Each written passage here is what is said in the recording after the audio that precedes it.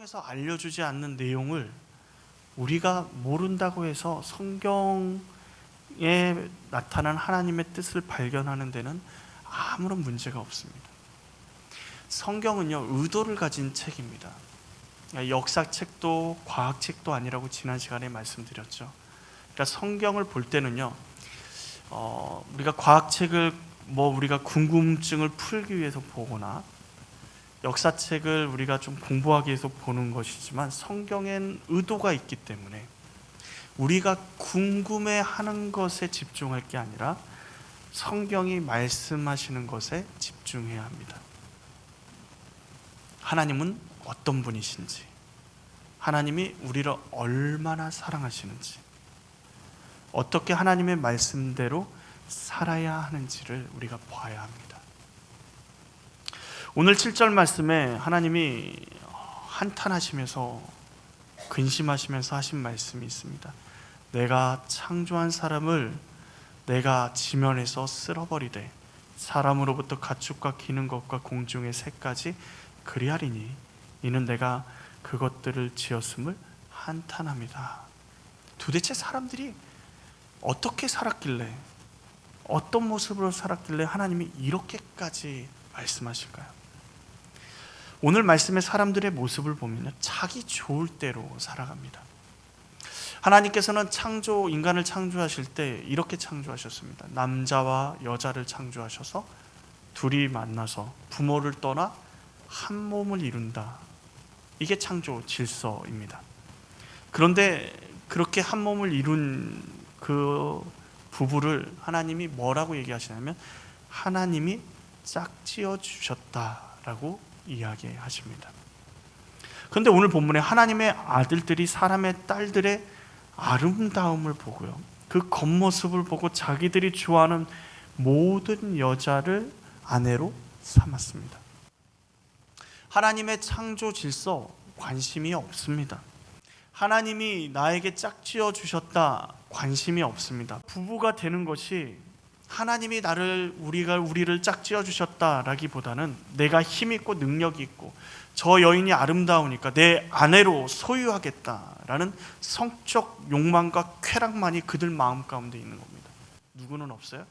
하나님은 없는 겁니다. 그래서 하나님은 말씀하시죠. 그들과 더 이상 함께하지 않겠다. 왜요? 그들이 육신이 되었기 때문에 그렇다라는 거죠. 그리고 그들은 하나님과 상관없이 살아갑니다. 하나님 없는 인생, 시작부터 끝까지가 다 악으로 가득 찬 인생을 살아갑니다. 그 삶이 그러면 조금 무엇인가 삐그덕삐그덕 되고 하나님이 떠나셨고 하나님과 상관없이 살아가니까 잘못되어야 될 것 같은데 그들의 삶은 아무런 문제가 없는 겁니다. 오히려 어떻습니까? 하나님의 아들들과 사람의 딸들이 결혼해서 낳은 자녀들이요, 용사가 되고 고대 명성이 있는 사람들이 됩니다. 그래서 더 하나님의 영이 함께하지 않아도 괜찮고 하나님이 없어도 괜찮다, 내 마음대로 살아도 모든 일이 잘 된다라고 생각하고 하나님보다는 죄에 머무릅니다. 근데 그들의 잘됨이요, 뭐를 못 보게 하죠? 하나님을 못 보게 합니다. 하나님의 함께하심의 축복을 못 보게 하고요, 하나님의 동행하심이 얼마나 귀한 것인지를 모르게 합니다.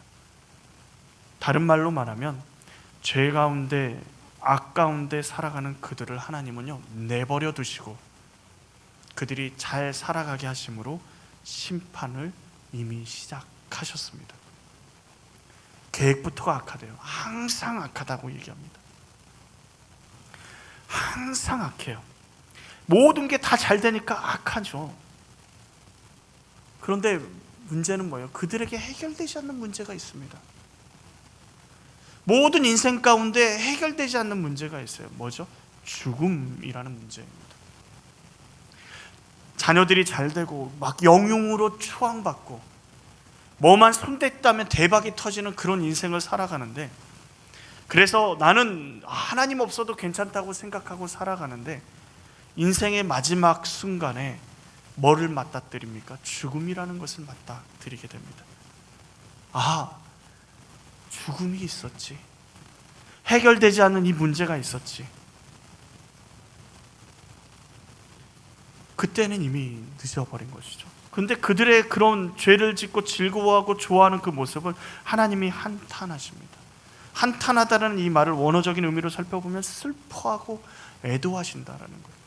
그리고 근심하신대요. 슬픔에 잠기고 염려에서 감정이 상하셨다는 의미를 가지고 있습니다. 하나님은 이 죄악이 가득한 이 세상을 바라보면서 너무 안타까워하시고 마음 아파하시고 슬퍼하시고,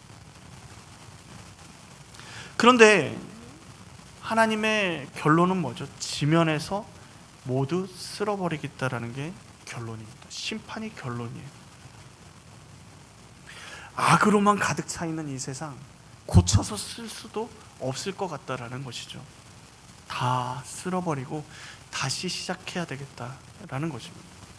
마음은 찢어지게 아프지만 그렇게 하지 않으면 안 되는 상황까지 벌어지게 된 것입니다. 그 모습을 보면서도 하나님은 너무 마음 아파하시는 거죠. 그런데 어둡기만 이 시대 가운데 갑자기 의인이고 당대의 완전한 한 사람이 등장합니다. 세상은 다 죄입니다. 세상은 다 악합니다. 항상 악한 것만 생각하는 사람들이 가득한 세상 가운데 의인으로 완전한 자로 있는 사람, 누구죠? 노아입니다. 노아만이 의인이고 완전한 사람입니다. 그런데 노아가 의인이고 완전한 사람으로 살 수 있는 이유가 뭘까요? 다 악한데 어떻게 이런 의인이 태어날 수 있고 의인으로, 자기 혼자만 의인으로 그렇게 살아갈 수 있는 것일까요? 8절 말씀을 보시면 그 이유가 나옵니다. 그러나 노아는 여호와께 은혜를 입었더라. 여호와께 은혜를 입었기 때문에 악한 이 세대 가운데 의인으로 완전한 자로 서 있을 수 있는 것입니다. 우리가 선하게 사는 것, 내 의지를 가지고 주님의 말씀을 지키겠다고 결단하고 나아가는 것, 너무도 소중한 일들입니다.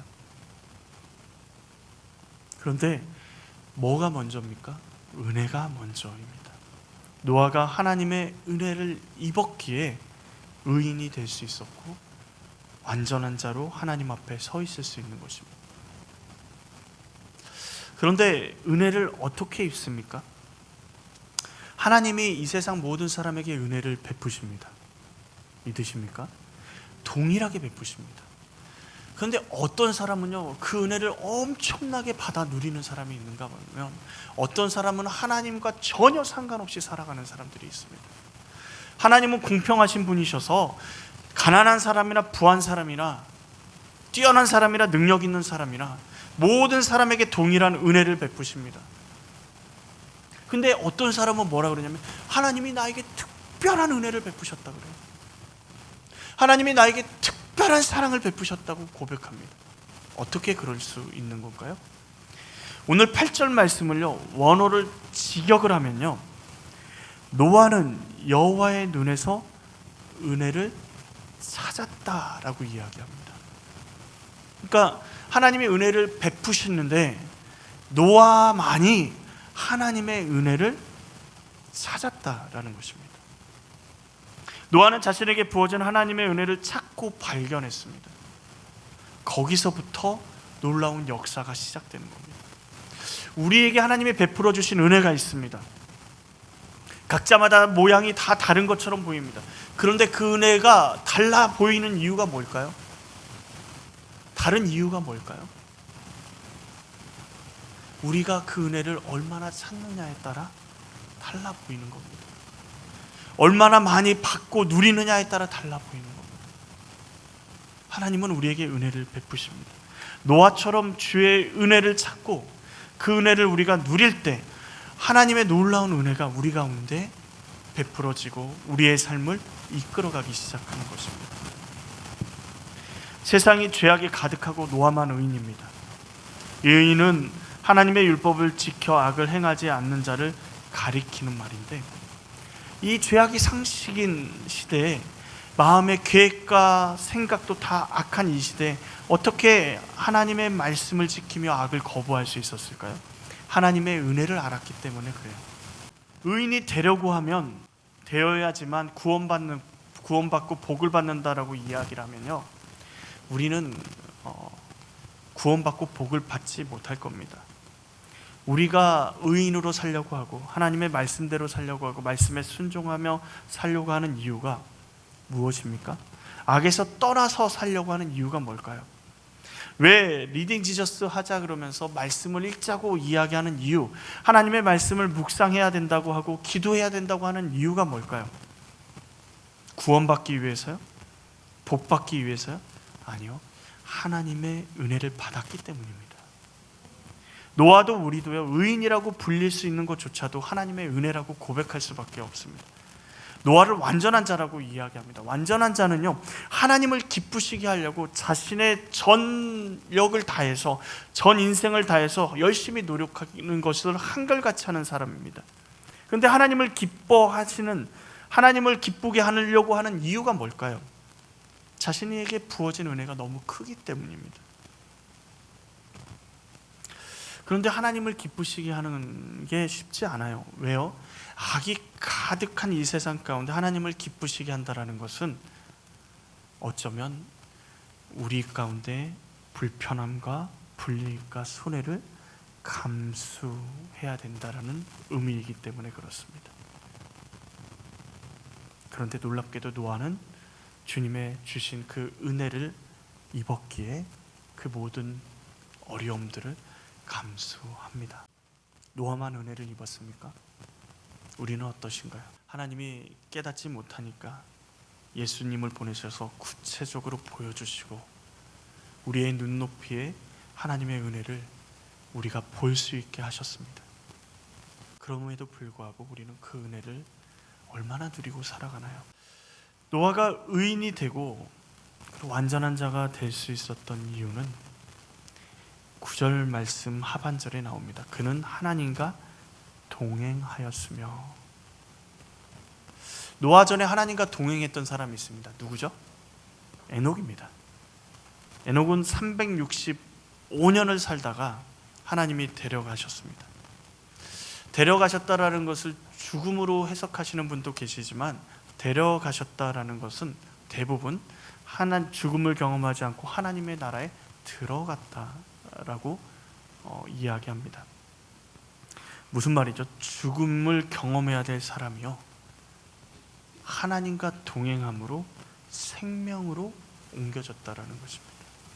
하나님과 동행함으로요. 오늘 노아는 어떻습니까?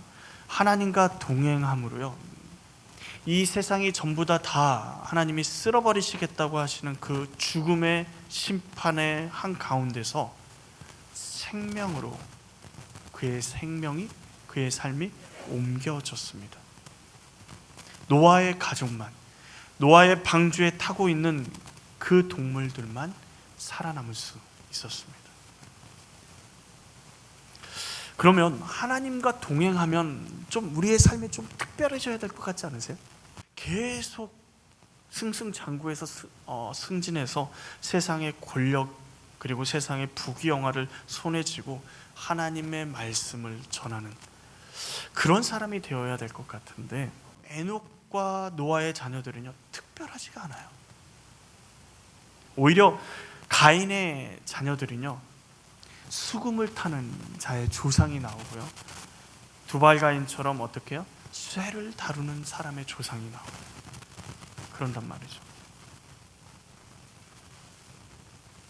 하나님의 아들들과 사람의 딸들과 결혼해서 낳은 아들, 오늘 말씀 자녀들이 어떻습니까? 용사가 되고 고대의 명성을 얻습니다. 이들의 이름 앞에는요, 용사고 영웅이고 고대의 명성을 얻는 사람들로 승승장구합니다. 그런데 노아와 에녹의 자녀들의 이름을 한번 살펴보십시오. 눈을 씻고 찾아봐도요, 그 어떤 형용사도 붙어 있지 않습니다. 그들을 설명하는 이야기가 하나도 없어요. 세상에 칭송하는 영웅이라는 칭호도 붙지 않습니다. 특출난 사람이 하나도 없습니다. 하나님과 동행하는데 어떻게 이럴 수 있죠? 좀 특별해야 되는 거 아닙니까? 특별한 일들이 그들의 삶 가운데 일어나야 되고, 특별하게 하나님의 역사하심을 받아서 그 일들을 할 때 놀라운 역사하심이 30배, 60배, 100배의 열매가 거쳐야 될 것 같은데, 노아의 삶에도 에녹의 삶에도 평범한 일상이 전부였습니다. 물론 하나님의 일하심에는 초자연적인 역사하심도 있습니다. 그래서 우리가 육신이 연약할 때, 병들 때 기도해야 합니다. 하나님의 역사하심으로 우리를 은혜를 베풀어 주시길 간구해야 됩니다. 하나님은 그런 능력이 있으신 분이기에, 또 성경은 하나님께 구하라고 말씀하시기에 우리는 기도해야 됩니다.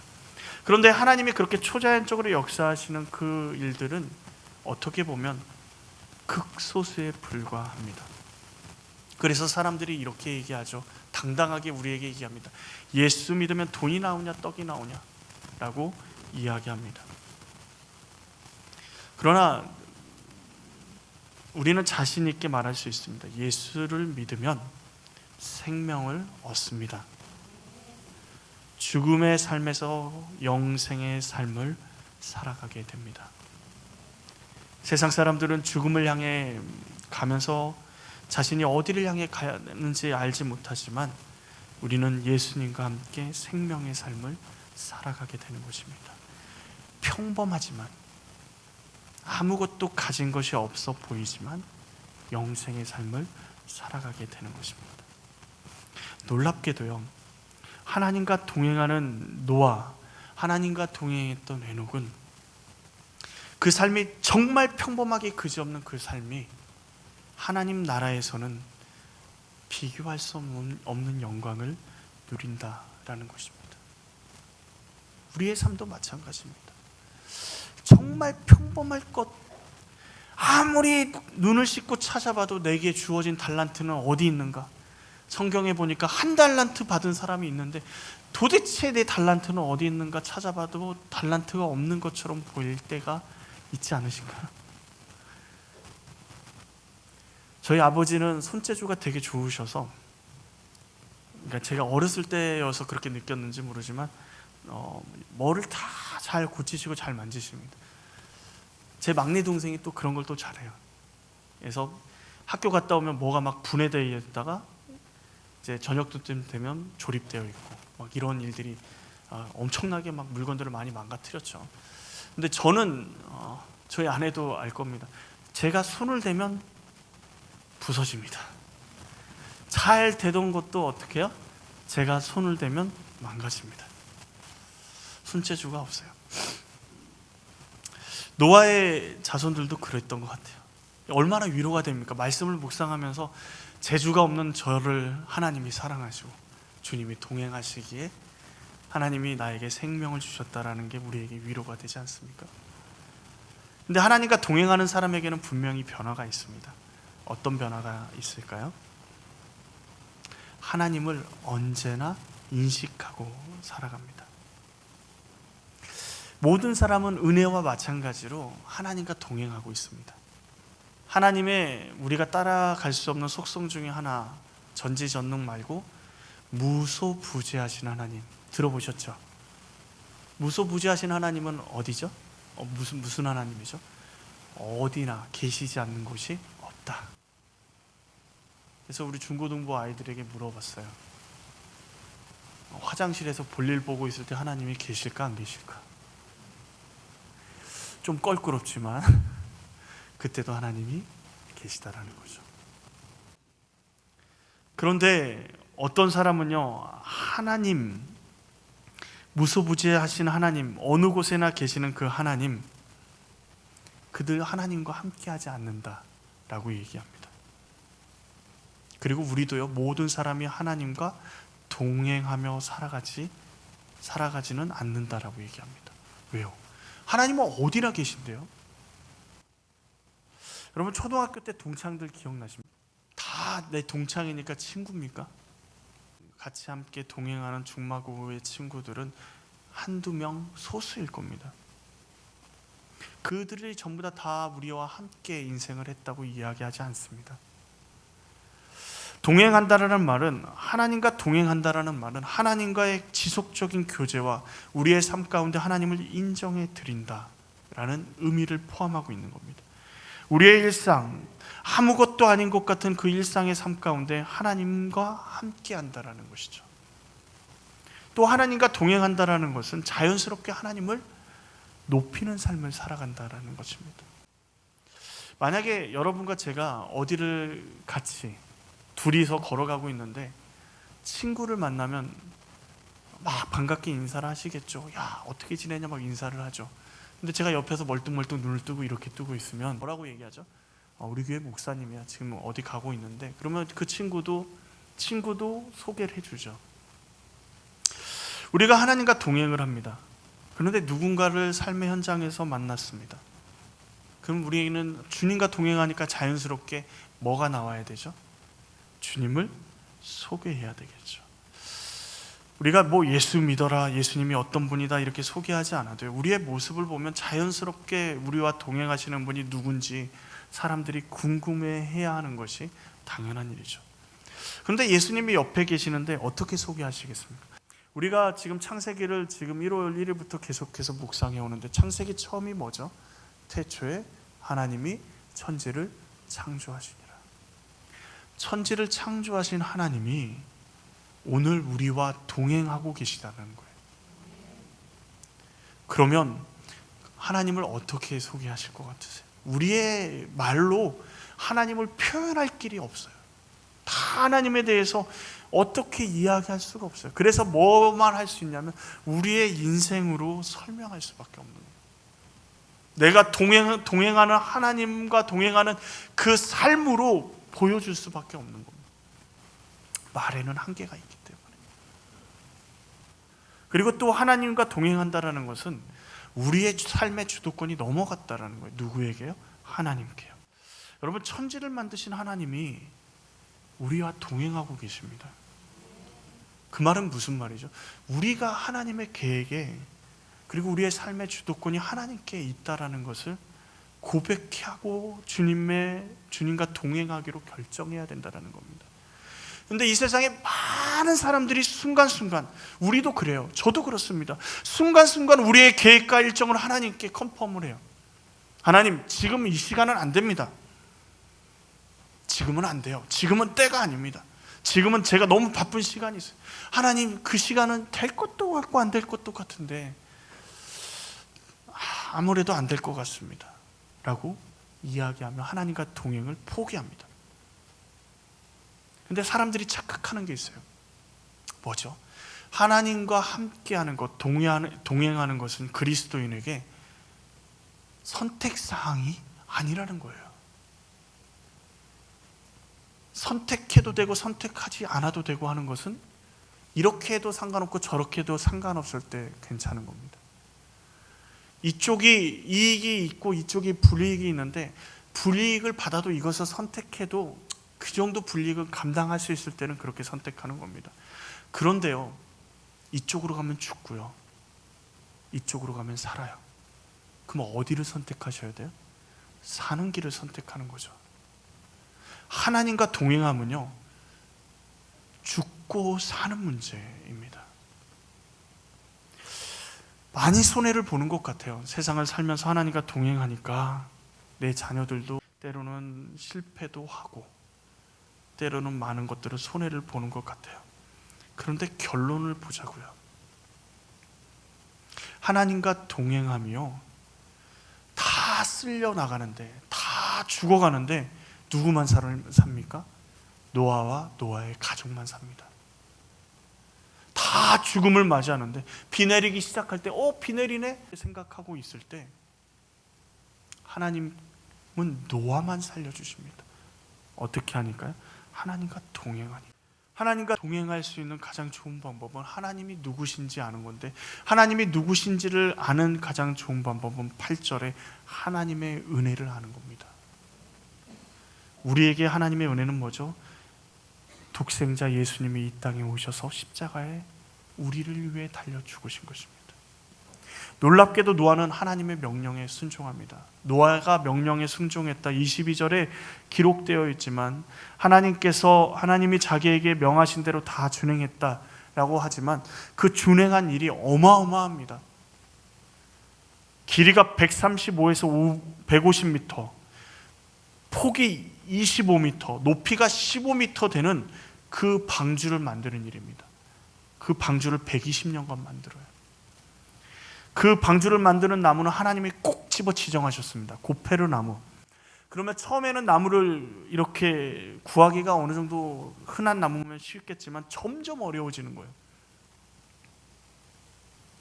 그렇다고 가인의 후손들처럼 막 손재주가 뛰어난 것도 아닙니다. 평범한 사람이 그 배를 만들려니까 얼마나 힘들겠습니까? 사람들은 또 때마다 시마다 와서 조롱하고 몸은 고되고.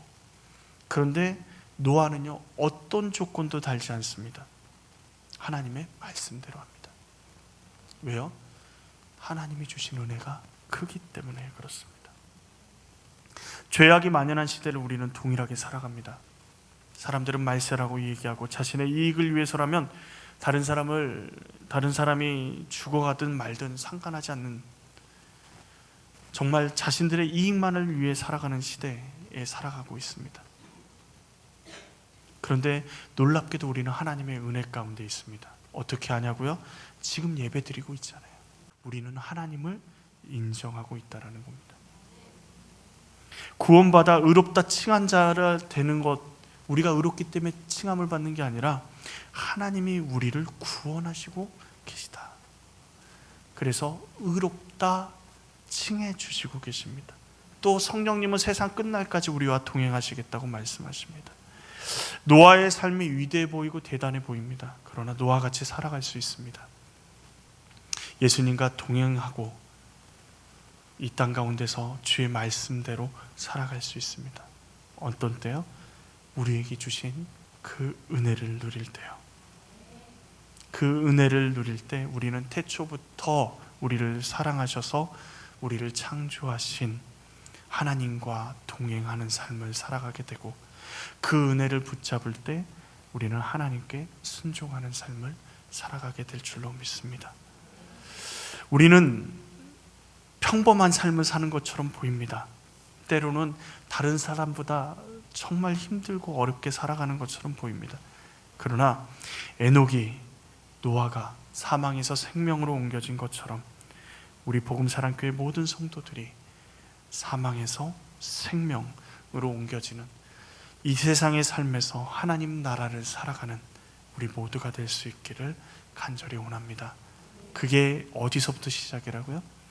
하나님의 은혜에서부터 시작입니다.